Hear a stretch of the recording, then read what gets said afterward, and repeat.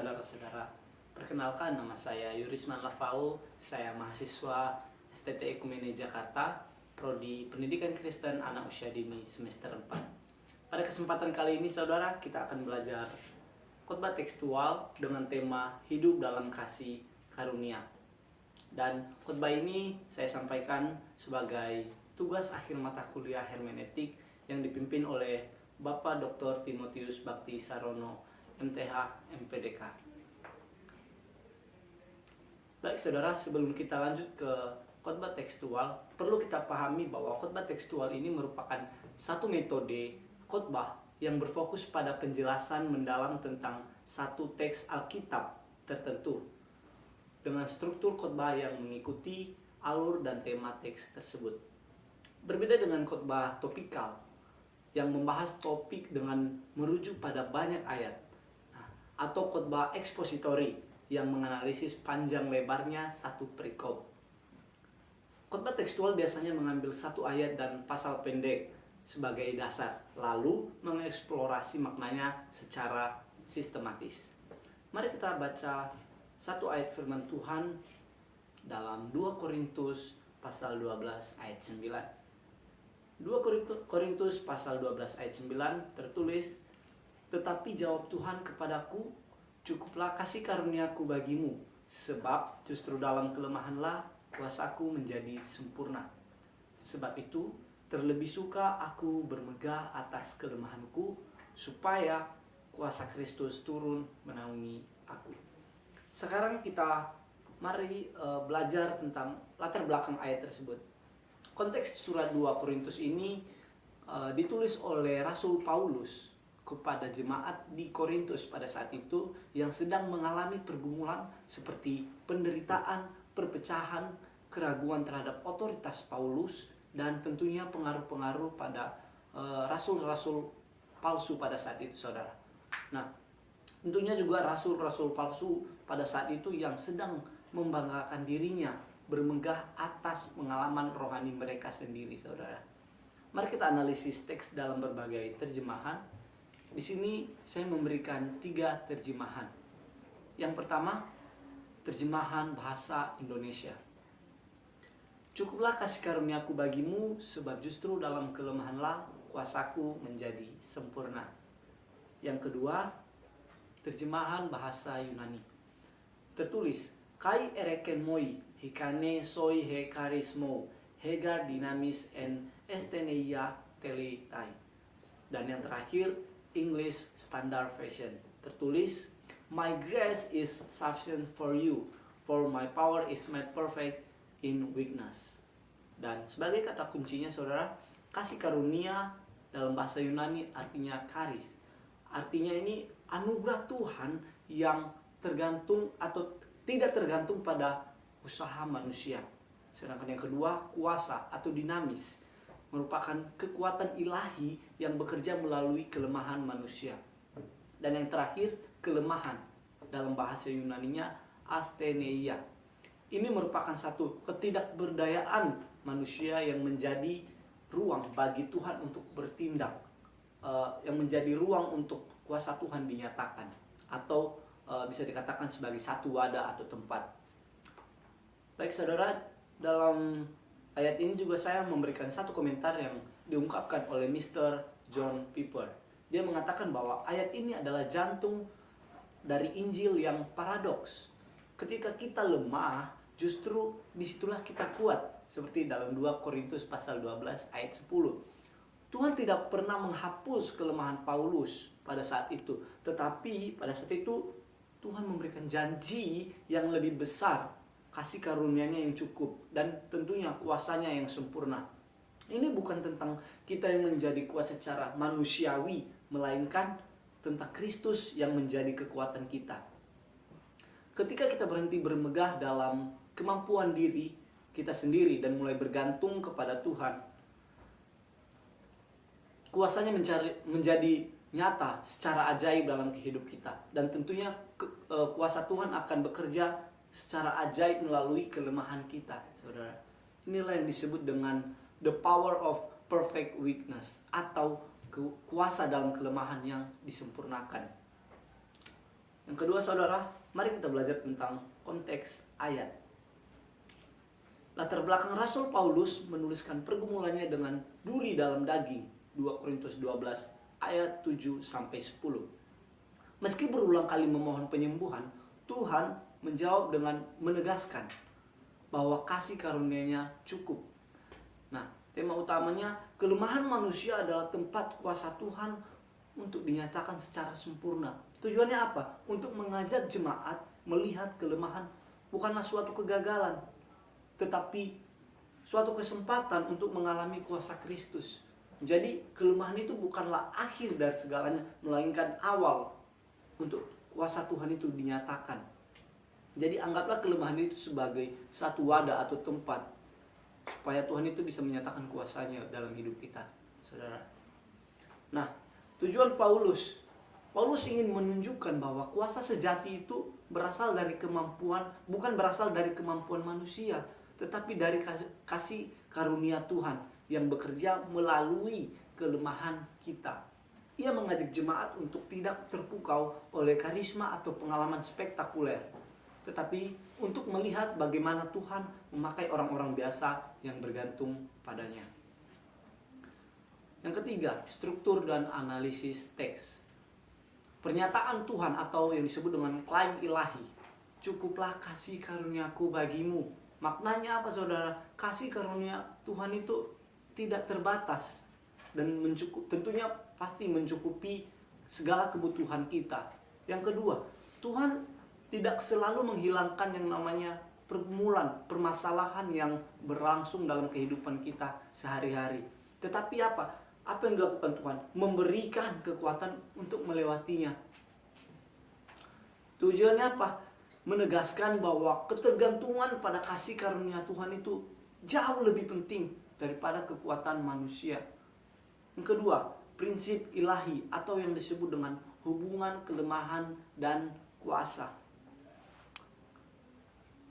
Sebab justru dalam kelemahanlah kuasaku menjadi sempurna. Maknanya apa? Kelemahan manusia adalah, seperti yang saya katakan tadi, kelemahan manusia adalah tempat atau wadah untuk kuasa Tuhan dinyatakan secara sempurna. Maknanya apa?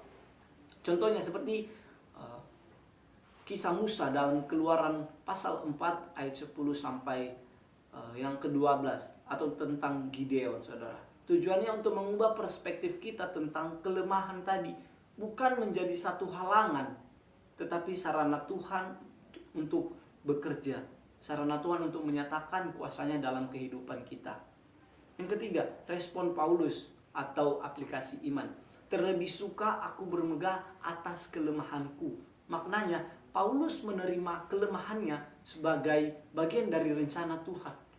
Bermegah di sini adalah pengakuan akan ketergantungan mutlak pada Kristus. Tujuannya untuk mengajak kita bersandar sepenuhnya kepada Tuhan, bukan pada kemampuan diri kita sendiri. Nah, sebagai poin khotbah, kelemahan adalah realitas hidup. Cerita kisah Paulus yang menghadapi duri dalam daging ini bisa dihubungkan dengan kelemahan yang dialami jemaat pada saat ini, apalagi pada era saat ini, saudara. Mungkin mengenai kegagalan, penyakit, tekanan hidup, atau perasaan yang mungkin saya tidak mampu untuk melewatinya gitu. Contoh praktis, seorang jemaat mungkin merasa tidak layak untuk melayani karena dia merasa kurang berbakat atau sedang bergumul dengan masalah pribadi. Kita juga sering terintimidasi dengan dosa-dosa, kejahatan, pelanggaran yang mungkin kita lakukan, sehingga kita merasa kita tidak layak untuk melayani Tuhan.